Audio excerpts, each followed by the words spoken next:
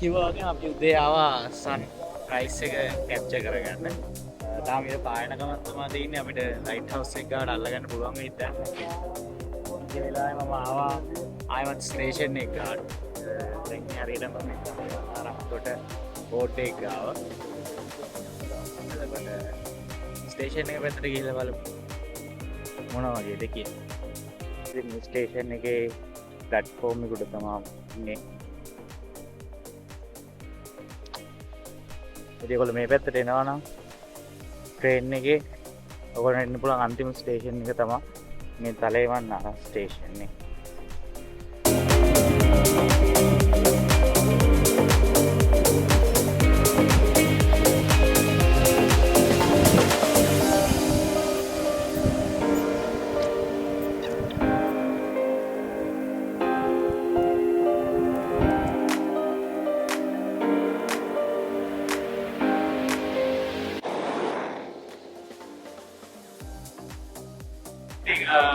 Light house එක ගාව ඉඳන් අපි ගන්න ෆොටෝස් ටික අරගෙන ස්ටේෂන් එකට ගිහිල්ලා එම්ම ආයමත් ආවා දලේමන්නාරමේ තියෙනවා අයිලන්ඩ් 1 2 කියලා රූපත් එකක්. ඒකට යන්න විදියක් නැහැ. ඒකට යන පාර යන්න වෙනවා. මේ වටදී පා තියෙනවා වගේ. එවිල්ලා රයිට් එකේ යන්න බැත්තක් තමයි. ඉතින් අපි එහෙම ආවා දලේමන්නාරම් වල beach Saya aktif. Awal mana? Ganggu planted. Cek ini nana. Dia tetap nana kita dengan begini. Dan dengan nana kata cere. Lihat ini. Ring. Lihat. Wiske kado. දන්න බීච් එකෙන් දාන්න කියලා තමයි ඉතින් මේනම් ගන්න මගේ ඩාලින් පාඩ්නේ ඉන්න අයට ෆොටෝ ගන්නට කුරුල්ලන්ගේ ෆොටෝ ගන්න තමයි try කරන්නේ.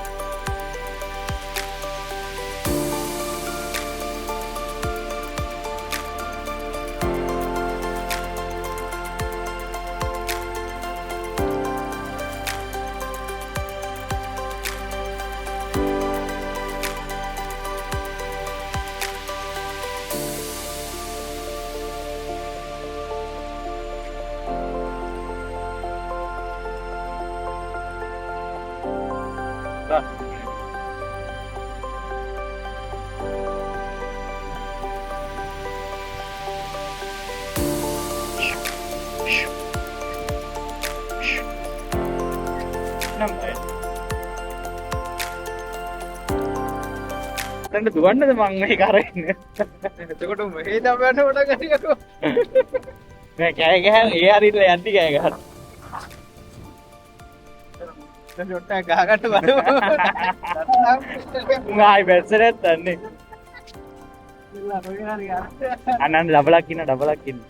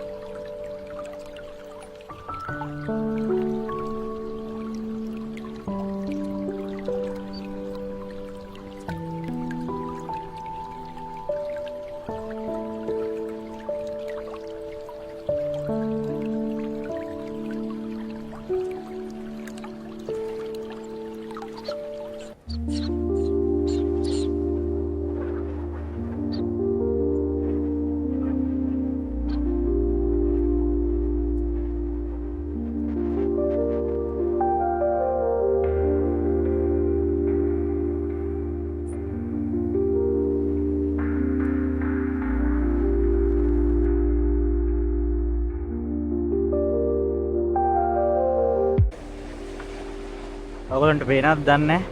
තොතන ඉස්සරහා ඉන්නවා මුහුදු ලිහිණිය රෑනම්. ළඟට යන්න බෑ ෆොටෝ ගන්න පියාඹල යනවා. අපි බලමු සද්ද නොකර ලයින් එකක් දීලා. සද්ද නොකර අටදී උන්ට ඇස් දෙක පේනවනේ ඒක කේස් එක. සකොන්ද බෝට්ටුවක ෆොටෝ ගන්නවා. මම යනවා මුහුදු ලිහිණිය කැප්චර් කරගන්න. පියාඹල ලස්සන වීඩියෝ එකක් ගන්න තිබ්බනම් ඇති මට. පුංචි අපේ ආසාව. බලමු සද්ද නොකර මට මේ කරගන්න පුළුවන් කියලා.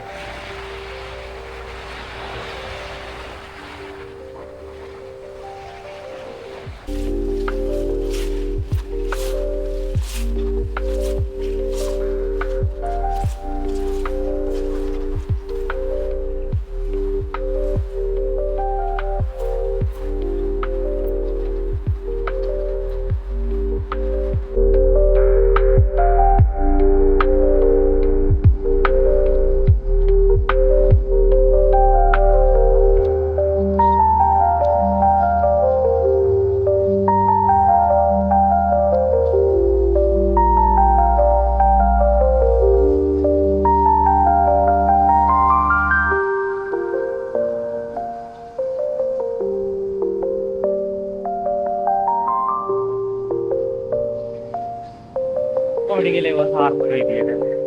Mission failed successful.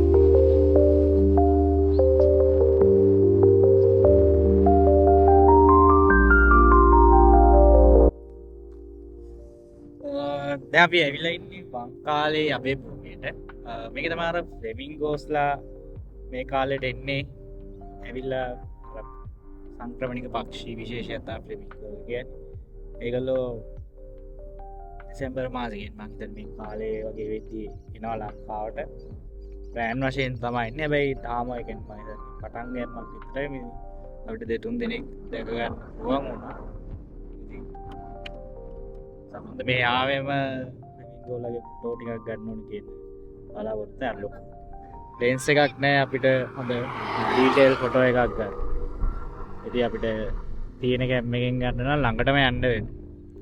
ඔන්න පේනක් දැන් නෑ අර පොඩ්ඩක් ගිහිල්ලා තියෙන්නේ නේ. එතකොට ඒ වගේ තැනකට ළඟකට යන්න නැතුව ක්ලියර් ඩීටේල් ෆොටෝ එකක් ගන්න බෑ තියෙන කැමරාව.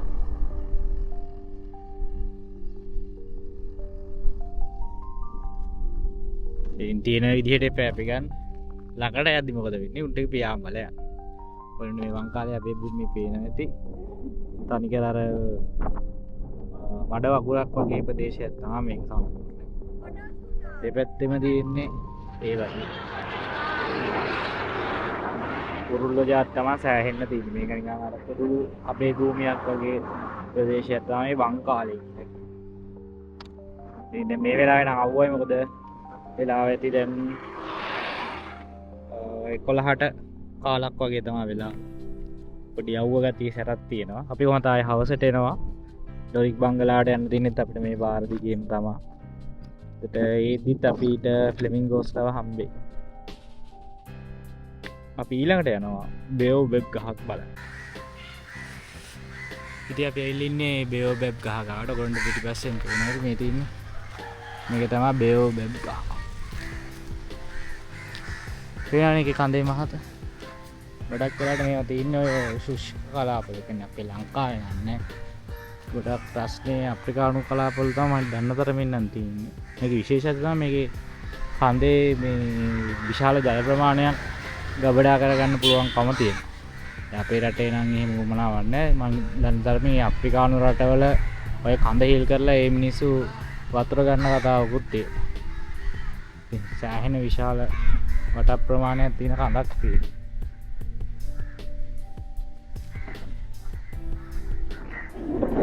බේଓබෙබ් ගස පේනනේ ඔකේ අපේ මිනිස්සු ඇවිල්ලා නම් කොටලා පිස්සු කරලා තියෙනවා.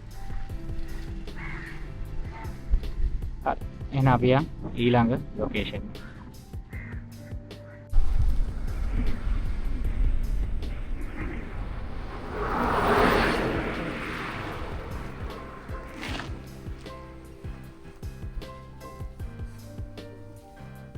අපි දවල් වංකාලේ කුරුළු අපේ භූමියේ බලලා ඉවරලා එහෙම පොඩ්ඩක් අපි නවත්තන්න ගිහලා පොඩි රෙස්ට් එකක් ගත්තා පොඩි නිින්දක් දාලා.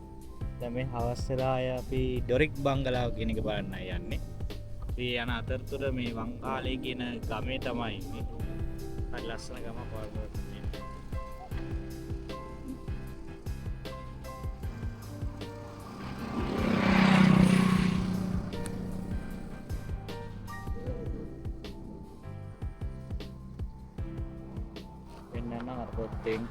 වින්ටර් බයින්ස් එහෙමත් පේනවා.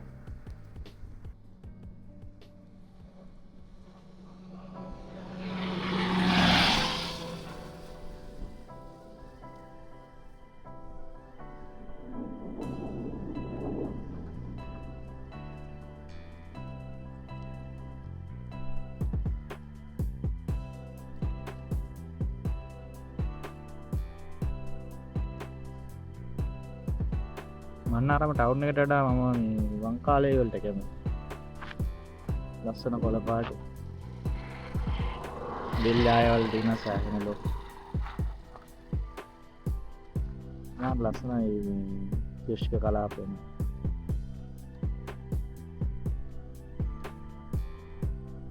අපි බලමු ඩොරික් බංගලාවේ මොනවද අපිට කරන්න තියෙන්නේ.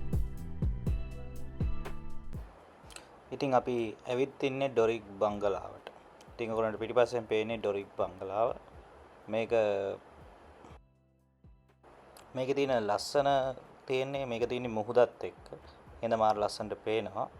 ඉතින් අපි බලාපොරොත්තු වෙනවා නයිට් මූඩ් එකේ මෙයාගේ ෆොටෝ ටිකක් කැප්චර් කරගන්න. මේකේ කාලේ ෆෙඩරික් නෝට් නැවතිලා හිටපු බංගලාව කියලා තමයි කියන්නේ. තට්ටු දෙකක බිල්ඩින් එකක්. ඒ කාලේ මුහුද ටිකක් ඈතින් තමයි තිබිලා තියෙන්නේ. කරා වැටලා තියෙන සම්පූර්ණයෙන්ම දැන් ගඩොල් බිත්ති විතරයි තියෙන්නේ. හැබැයි ලොකේෂන් එකත් එක්ක ඔයගොල්ලන්ට පේනවා මේක මාර ලස්සනට අපිට ෆොටෝ ගන්න පුළුවන් ලොකේෂන් එක.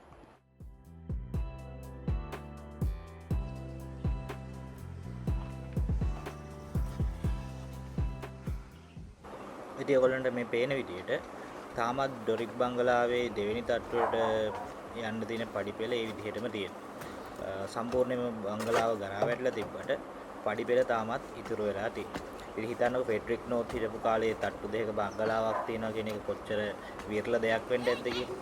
ඉතින් ඒක උඩට ආවම අපිට සම්පූර්ණයෙන්ම පේන view එක තමයි මේ තියෙන්නේ. ඉතින් ඒ කාලේ ෆෙඩරික් නෝත් මෙතෙන්ට එලා ඉඳගෙන ඔය ඉස්සරහා මුහුදු වෙල්ලෝ අගා කරන දිහා සහ වැඩ කටයුතු නිරීක්ෂණය කරා කියලා තමයි ඉතිහාසයේ සඳහන් වෙන්නේ.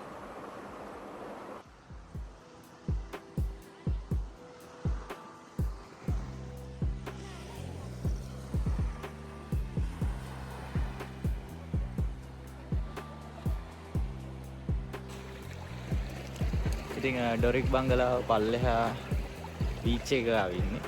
එන කාම් බීච් එකක් තියෙනවා.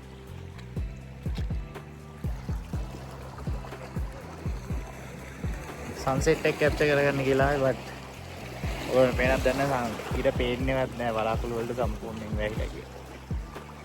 එහෙනම් ටයිම් ලැප්ස් එක දාලා තින්නේ මම. ඒවට ඉච්චර ගතියක් තියෙයි කියලා හිතෙන්නේ නැහැ. බලමු ටයිම් ලැප්ස් එක ඉවරනාට පස්සේ. ටිකෙන් ටික අඳුර වැටීගෙන එනවා. පොඩක් කලවර වැටෙනාට පස්සේ ෆොටෝස් ටිකක් ගහගෙන අපි නවතින තැනට ගිහිල්ලා අපේ මන්නාරන් ටුවර් එක ඉවර කරනවා. හෙට උදේ යන ගමන් තැන් දෙක තුනක් බලා ගන්න කියලා ඉන්නවා. යන අතරතුරම පාරේ හම්බෙන. බලමු මොනවාද ඒ තැන් කියලා. ඒ මගදී ෂුවර් නෑ නේ. යන අතර මගදී සෙට් වුණොත් තමයි.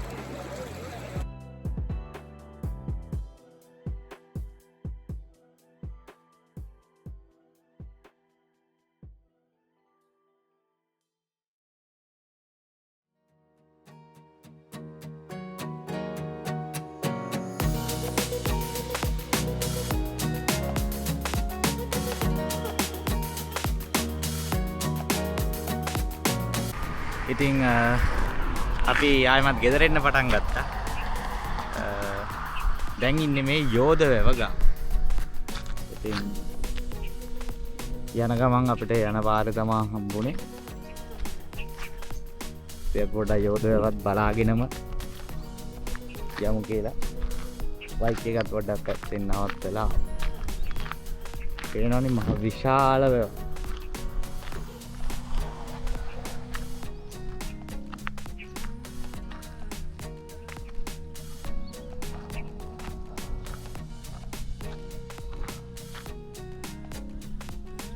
සෑහෙන පරාසක තියෙනවා. සකුන්ත යනවා ෆොටෝ ටිකක් ගහගන්න. ඉතින් වීඩියෝ එකේ අන්තිමට මේ දාලා තින්නේ මම ට්‍රිප් එක ගත්ත ෆොටෝ කිහිපයක්. ඉතින් මීට වඩා ෆොටෝ වගේක් සකුන්ත ගත්තා. ඒ ටික අපි අපේ සෝෂල් මීඩියා වල දානවා. ඉතින් මමත් සකුන්ත ගත්ත ෆොටෝස් ටික ෂෙයා කරන්න. ඉතින් ওই විදිහට තමයි අපේ තලේමන්නාරම් ගමන සිද්ධ වුණේ. කිලෝමීටර් 916ක ගමනක් බයික් එකේ කිසිම ප්‍රශ්නයක් නැතුව දඩකොලයක්වත් ගන්න නැතුව අපි පරිස්සමට ගිහින් ආවා. ඉතින් තවත් මේ වගේ වීඩියෝ එකකින් අපි ආයේ හම්බෙමු. එතකන් හැමෝටම ජය වෙන්න ඕන. ඒ වගේම සුබ අලුත් අවුරුද්දක් කියලා ප්‍රාර්ථනා කරනවා.